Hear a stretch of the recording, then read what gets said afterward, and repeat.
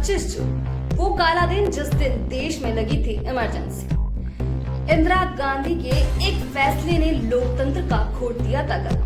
25 जून को कोई भी नहीं भूल सकता। ये एक ऐसा दिन था जिसे कोई भूलना चाहे तो भी नहीं भूल सकता, क्योंकि इमरजेंसी लगी थी। इस दिन ऐसे लोगों को जेल जाना पड़ा था जिन्होंने कुछ किया भी नहीं था। किरोड़ी लाल मीणा पिटते रहे, मगर किरोड़ी लाल मीणा ने नहीं बताया था पीएम मोदी का नाम।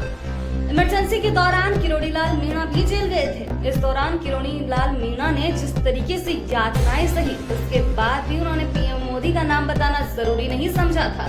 1975 में लगाए गए आपातकाल को आज कई साल बीत चुके हैं। आपातकाल से राजस्थान के भी जुड़े कई किस्से हैं। राजस्थान में भी जनसंघ और राष्ट्रीय सेवक संघ से के जुड़े नेताओं कार्यकर्ताओं की गिरफ्तारियां हुई। पुलिस से बचने के लिए कई नेता काफी दिनों तक छिपे रहे, लेकिन बाद में पकड़े भी गए। इनमें राजस्थान से कृषि मंत्री किरोड़ी लाल मीणा और राज्यसभा सांसद घनश्याम तिवाड़ी भी शामिल थे। इन्होंने आपातकाल के दौरान पुलिस के अत्याचार सहे। किरोड़ी और तिवाड़ी को पुलिस बुरी तरह से पीटा करती थी।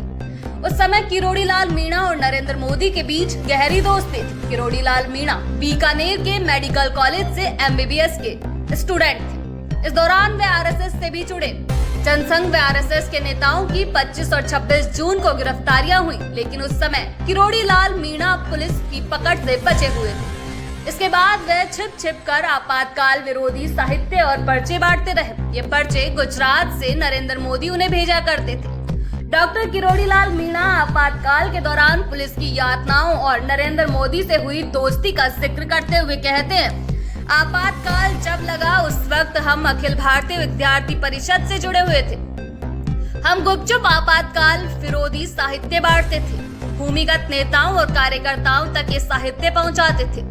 नरेंद्र मोदी गुजरात से ये पर्चे छपवा कर राजस्थान भिजवाते थे। मैं राजस्थान में उन पर्चों को छिपा कर नेताओं कार्यकर्ताओं तक पहुंचाता था।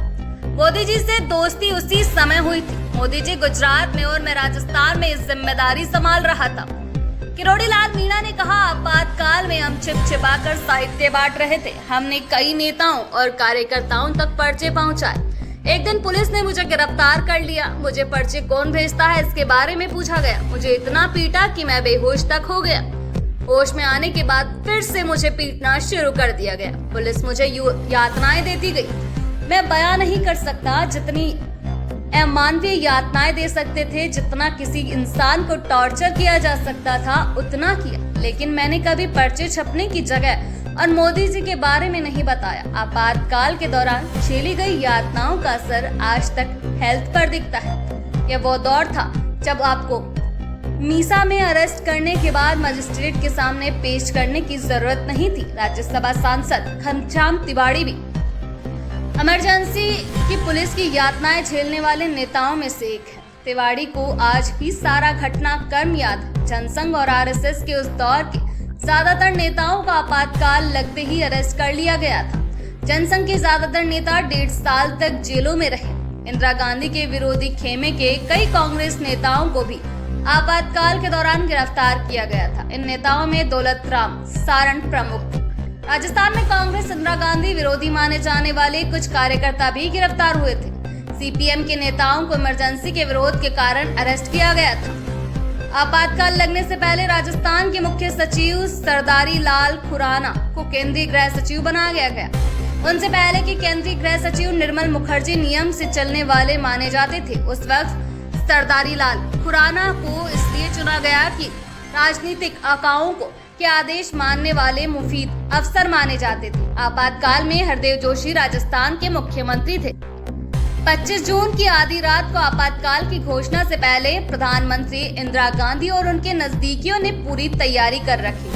कांग्रेस के सभी मुख्यमंत्री को दिल्ली बुलाकर विपक्ष के नेताओं को गिरफ्तार करने के लिए प्रेस पर सेंसरशिप लगाने का आदेश निकाला गया और उसका एक्शन प्लान समझाया भी गया। राजस्थान में हरदेव जोशी सीएम थे। उस दिन हरदेव जोशी बांसवाड़ा में बैठे थे। वहां वे बेटे की शादी की तैयारियों में व्यस्त थे। उन्हें लेने के लिए प्लेन भेजा गया। हरदेव जोशी को बेटे की बारात के बीच से दिल्ली जाना पड़ा था।